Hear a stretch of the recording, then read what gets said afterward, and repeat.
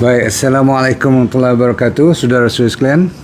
Jadi malam ni topik yang agak sebenarnya serius dan terlalu ramai orang sebab CKD ataupun chronic kidney disease tidak bererti you kena stage 5 baru diisytiharkan sebagai dah ada kidney disease. Kalau you dah stage 2, 3 dan 4 terutama sekali pun kena banyak perhatian yang harus kita fokus pada malam ini. Boleh?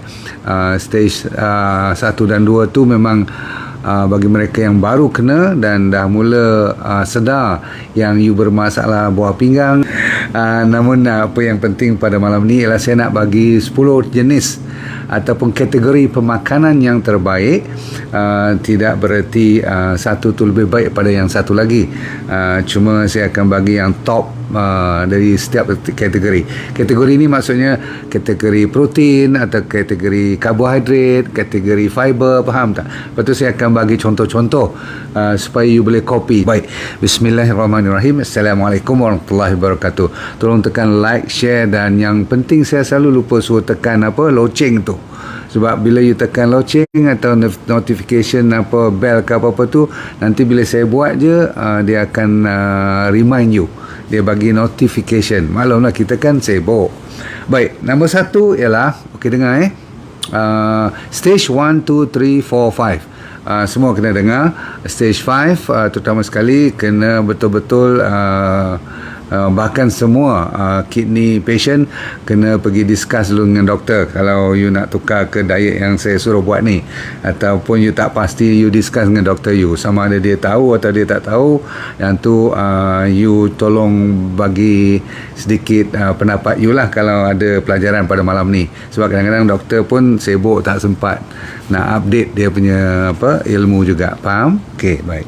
So nombor 1 bagi mereka yang ada masalah ginjal, stage 1, 2, 3 terutama sekali, saya ulang, stage 1, 2, 3 terutama sekali, stage 4 pun boleh ikut, stage 5 always consult your doctor first. Yang buat dialisis lagilah kena discuss dengan doktor dulu. Yang lain dengar baik. Nombor 1 ialah alkalizing vegetable, maksudnya sayur-sayuran yang memberi body you jadi alkaline. Okey, ingat body kita kalau acidic banyak penyakit yang susah nak baik. So kalau dia alkalize sedikit, maksudnya lebih orang kata base. Macam kalau you ambil bell pepper, tahu bell pepper? Cili benggala yang besar tu, ataupun you panggil cili-cili yang besar-besar, merah, kuning, orange, warna-warni tu dia bagus. Okey. Lepas tu onion pun bagus, semua jenis, sama ada bawang putih, terutama sekali bawang putih lah. Tapi bawang putih tu selalunya tak sebut sebagai onion, dia sebut sebagai garlic.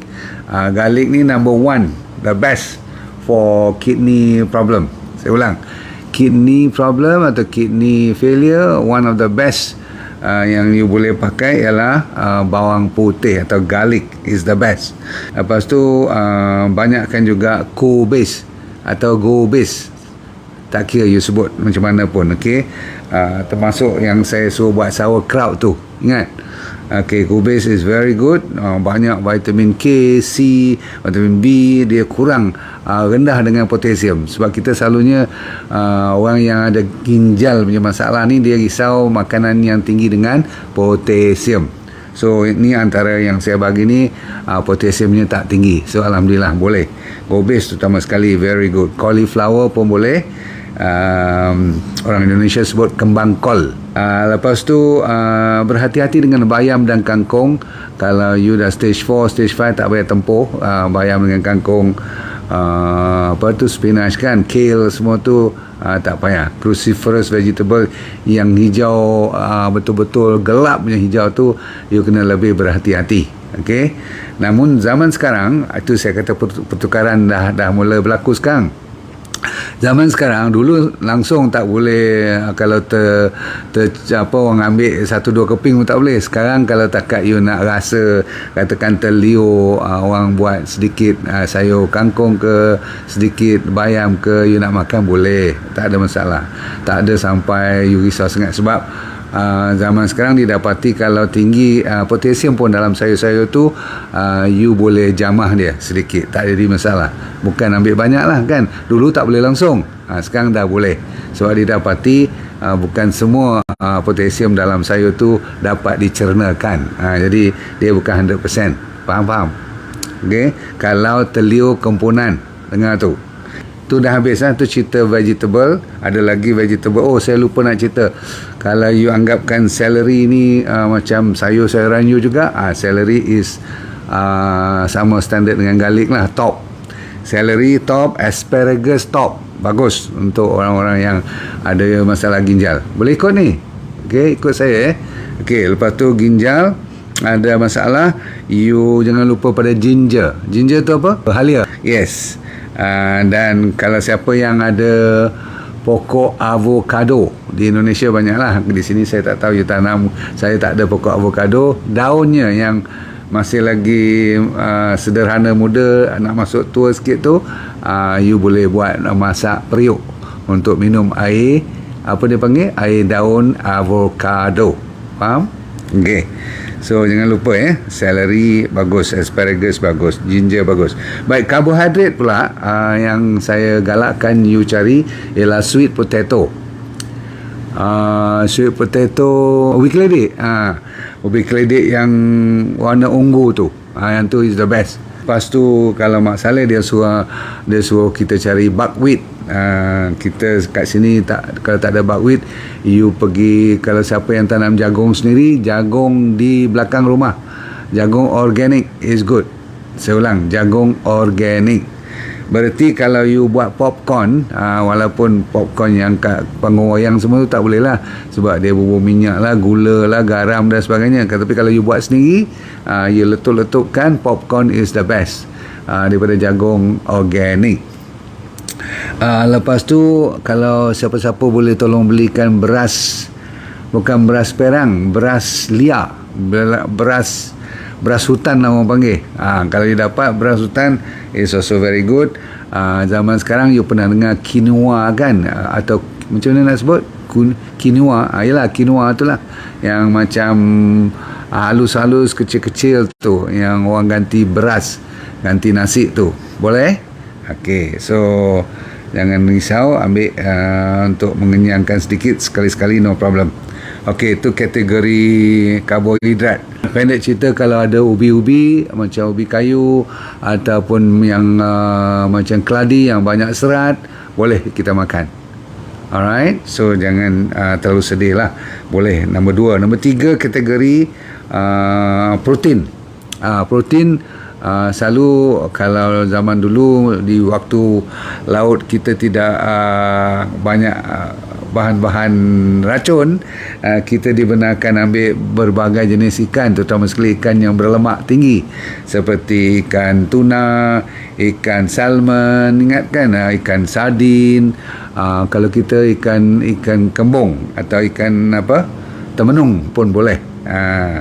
Tapi zaman sekarang digantikan dengan sacha inci oil. So you boleh ambil sacha inci seed pun boleh, sacha inci oil pun boleh. Tapi seed tu bahaya kalau you tak biasa nak uruskan dia, it can be very orang kata macam kena diarrhea pula nanti. So ambil sacha inci oil menggantikan minyak ikan. Okey, yang penting ialah omega 3 tu. Kalau nak ambil telur, ambil bahagian yang putih sahaja.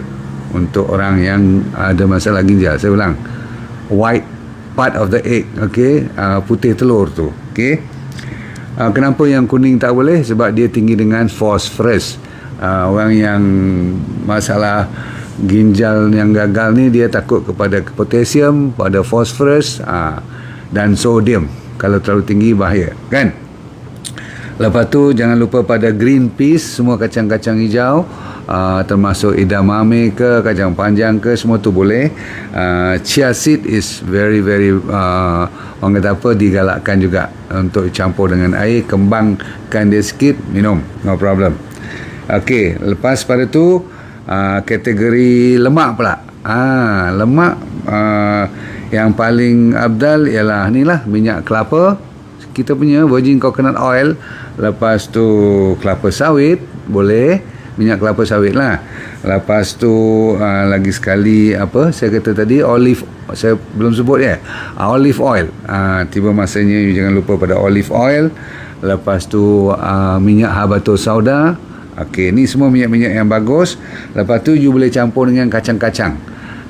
Yang famous sekali ialah almond, walnut, flaxseed oil pun boleh. Okey. Lepas tu chia seed, lagi sekali chia seed. Okey. Itu kategori yang bahagian lemak. Sekarang kategori yang banyak vitamin pula. Jenis-jenis seperti mushroom. Pernah dengar tak cendawan shiitake tu? Shiitake tu antara yang terbaik sekali. Dia kan mushroom ni, cendawan ada banyak jenis kan.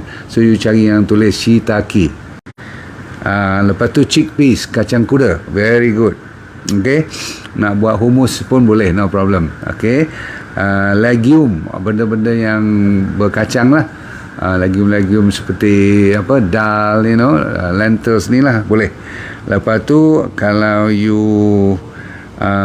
nak ambil bell pepper tadi saya lupa, antara warna-warni tu merah yang paling bagus. Okay.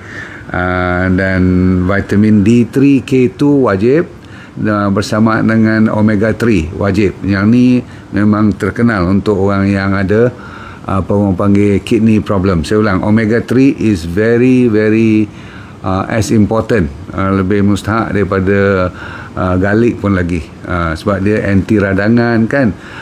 D3K2 ramai yang tak cukup, so wajib dua ni you kenal pasti.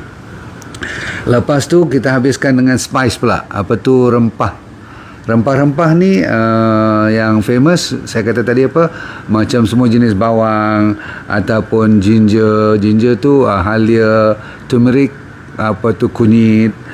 So turmeric, ginger dengan garlic lah, bawang putih. Tiga-tiga ni mana-mana pun dia pergi sekali lah. Kalau you kat overseas selalunya you boleh cari rosemary. Kat Malaysia pun ada jual rosemary. Dia berbentuk macam daun kecil-kecil halus-halus sepanjang 1-2 inci tu. You tengok rosemary, you boleh masuk dalam you punya masakan setiap hari. Boleh.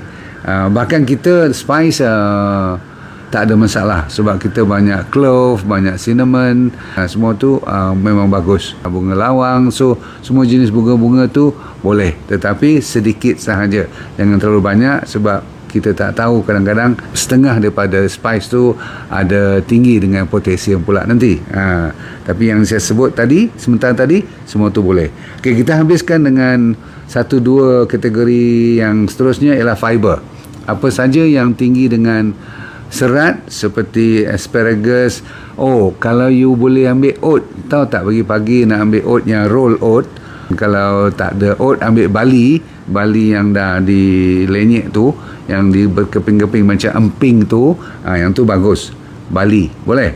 Lepas tu arugula ni kalau you pergi kat supermarket, dia tulis kat situ arugula. Berarti banyak juga sayur-sayuran kita di pasar pun boleh kita pakai. Cuma kalau you tengok, kalau terlalu gelap warna hijaunya, yang tu you jangan galakkan.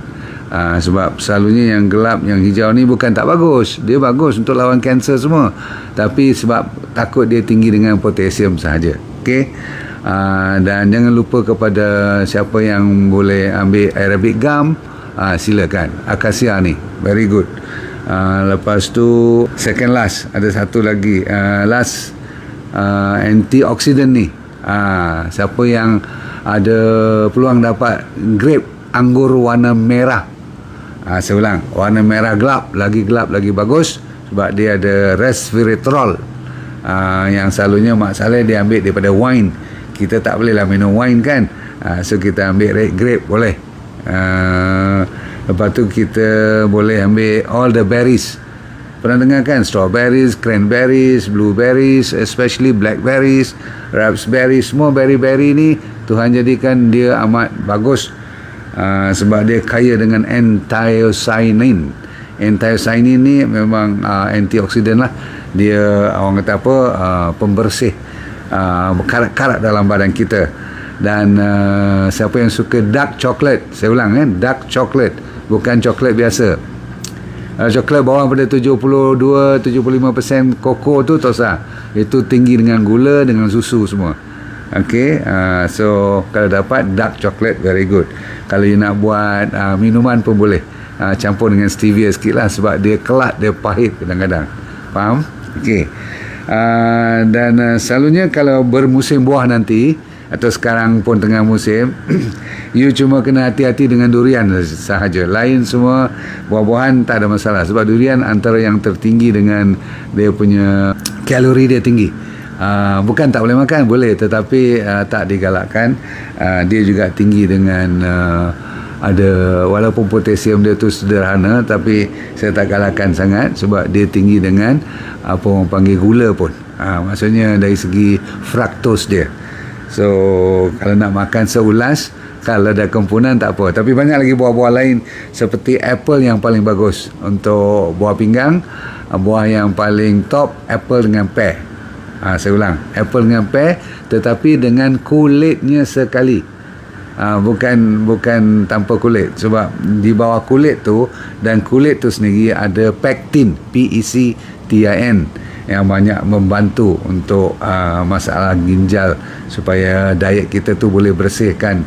Sebenarnya bukan dia nak bersihkan buah pinggang, itu sebagai orang kata apa, dia punya bahan-bahan senyawa dia untuk membetulkan buah pinggang, itu bagus. Tetapi dia sebenarnya membersihkan bahagian gastrointestinal tract you, maksudnya bahagian pencernaan. Bila pencernaan kita bagus, kita punya lawas, buang air besar sebagainya, itu juga merupakan pertolongan kepada buah pinggang yang tengah sakit, katakan. Jadi dia pun proses untuk mendetokskan. Kan kita buang daripada badan kita tu melalui buah pinggang, bahan-bahan kumuhan, melalui air kencing sebagainya. Satu lagi kita buang melalui najis, betul tak? Banyak benda-benda yang tak dipakai dibuang melalui najis. Satu lagi melalui apa? Cepat. Melalui perpeluhan, ataupun satu lagi melalui pernafasan. Semua tu dikeluarkan. Sebab tu kalau you exercise, itu antara salah satu daripada bantuan untuk menjaga buah pinggang you juga. Baik. So balik kepada buah-buahan tadi, jangan lupa pada tangerine. Tahu tak, musim raya Cina baru ni you ambil tak limau Cina tu, limau raya Cina, Kong Hi Fa Chai punya limau tu. Yang tu bagus sebab dia kurang dia punya masalah dengan potasium semua tu, dia rendah, tapi dia masih ada vitamin C dan sebagainya, vitamin A kan. Dia baguslah kalau you dapat tangerine. Dan buah yang saya nak bagi last kali pada malam ni ialah, ataupun sayuran namanya kiwi. Pernah dengar kiwi fruit? Ataupun siapa yang kalau rajin pergi cari beetroot. Dah habis. Malam ni saya nak bagi satu koktail yang you boleh kopi ni supaya you boleh buat sendiri besok, ataupun cuba bila you senang. Boleh tak? Tadi saya bagi banyak sangat, you pun pening kepala kadang-kadang nak ingat semua. Tapi kali ni cuba you buat satu style di mana you boleh campur. Okey, dengar campur garlic, 2 clove, 2 ketul garlic, buat koktail ni. Bawang putih, lepas tu you cari green apple sebiji, dengan kulitnya buang biji, buang tengah-tengah tu dia punya batang ke apa-apa buang, tapi kulit dengan dia punya isi jangan buang. Apple hijau, green apple sebiji, lepas tu campur dengan 30 gram almond. 30 gram ni lebih kurang segenggam lah. Okey, 30 gram. Macam mana nak bagi you boleh perasan tak 30 gram banyak mana? Segenggamnya lebih kurang. Okey, almond jangan lebih pada genggaman biasa je. Lepas tu parsley, lagi segenggam parsley, sayur parsley lah. Lepas tu beetroot, ambil lebih kurang 2 inci, potong elok. Okey, beetroot, dia sebesar bawang juga kan, beetroot kan. Dan last kali you campur dengan air, dengan ais, you buat smoothie. Cuba you buat ni, tengok, minum sehari ataupun selang sehari ataupun seminggu 3-4 kali. Cuba buat tengok ni. Ni salah satu daripada cara makanan yang saya bagi tadi, so boleh diolah supaya tidak bosan you makan untuk menjaga buah pinggang you. InsyaAllah tengok apa berlaku selepas 2 bulan, cek balik you punya GFR, cek balik you punya urea ataupun creatinine level, tengok protein ada tak dalam air kencing tu, berbuih tak, ada plus-plus atau macam mana. Cukup dulu untuk you pilih malam ni saja kalau you dapat ikut. Dan jangan lupa 3 perkara ataupun 3 bahan top tadi saya kata apa, garlic, celery, dan satu lagi dinamakan apa tu, sachainchi oil, very powerful, omega 3. Tak lupa kepada apa tu, Arabic gum pun top. Satu lagi yang top, saya kata apa tadi, asparagus. Tahu asparagus yang panjang-panjang tu. Yang lain tu semua mustahak juga, tapi ada yang top-top yang you kena amalkan lebih kerap, lebih bagus. Kita jumpa lagi dengan harapan dan doa semoga hidup anda bahagia di dunia, akhirat anda syurga, dan anda sentiasa senyum-senyum sok mo, dan let go and feel good all the time.